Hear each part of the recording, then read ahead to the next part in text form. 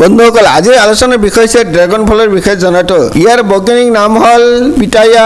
যদি আপুনি সঠিক পৰিমাণে ড্ৰাগন ফল খায় তেন্তে বিভিন্ন ঔষধি উপকাৰ পাব পাৰে, কিন্তু ড্ৰাগন ফল বেছিকৈ খালে ই বহুতো গুৰুতৰ সমস্যাৰ সৃষ্টি কৰিব পাৰে। গতিকে মাত্ৰ 2 মিনিটৰ ভিতৰতে ড্ৰাগন ফল খোৱাৰ ঔষধি উপকাৰিতা আৰু ইয়াৰ বিভিন্ন বিপদজনক পাৰ্শ্বক্ৰিয়াৰ বিষয়ে জানি লওঁ আহক। ড্ৰাগন ফলৰ বৈজ্ঞানিকভাৱে প্ৰমাণিত আচৰিত স্বাস্থ্য উপকাৰিতাৰ বিষয়ে জানো আহক। 1 নম্বৰ, পুষ্টিকৰ উপাদানে ভৰা ড্ৰাগন ফলত কেলৰি কম যদিও প্ৰয়োজনীয় ভিটামিন আৰু খনিজ পদাৰ্থৰে ভৰপূৰ। ইয়াত বহু পৰিমাণে খাদ্য আহৰ উপকাৰী উপাদান যেনে পলিফিনল, কেৰটিনইড আৰু বিটাচাইনিন থাকে। 2 নম্বৰ, ড্ৰাগনে দীৰ্ঘদিনীয়া ৰোগ নিৰাময় কৰিব পাৰে আৰু অক্সিডেটিভ ষ্ট্ৰেছৰ বিৰুদ্ধে যুঁজিব পাৰে আৰু কেঞ্চাৰ ৰোগক দমন কৰাৰ ক্ষমতা আছে। কেৰটিনইড সমৃদ্ধ ড্ৰাগনে কেঞ্চাৰ আৰু হৃদৰোগৰ সমস্যা হ্ৰাস কৰাৰ সৈতে জড়িত। 3 নম্বৰ, আহাৰযুক্ত ড্ৰাগন ই কোষ্ঠকাঠিন্য নিৰাময় কৰে। 4 নম্বৰ, ই আমাৰ অন্তৰতন্ত্ৰক সুৰক্ষা প্ৰদান কৰে। 5 নম্বৰ, ই ৰোগ প্ৰতিৰোধৰ ক্ষমতা শক্তিশালী কৰে। 6 নম্বৰ, ড্ৰাগনে তেজত আইৰণৰ মাত্ৰা বৃদ্ধি কৰি হিমোগ্লোবিন উৎপাদনত সহায় কৰে। 7 নম্বৰ,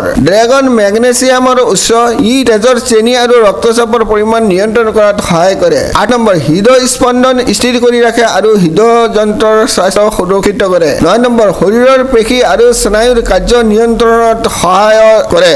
10 নম্বৰ, হাড়বোৰ মজবুত হৈ থকাত সহায় কৰে। ড্ৰাগন ফলৰ পাৰ্শ্বক্ৰিয়া বা ছাইড ইফেক্ট। ফলটোত কেলৰি কম, যাৰ বাবে ই এক নিখুঁত দৈনন্দিন জলপানৰ উপযোগী ফল, কিন্তু কিছুমান মানুহৰ এই ফলটোৰ প্ৰতি এলাৰ্জি হ'ব পাৰে, যেনে এই ফল খোৱাৰ লগে লগে জিভা ফুলা, মৌচাক, বমি আদি লক্ষণ দেখা দিব পাৰে। এই ধৰণৰ সঁহাৰি অৱশ্যে বিৰল।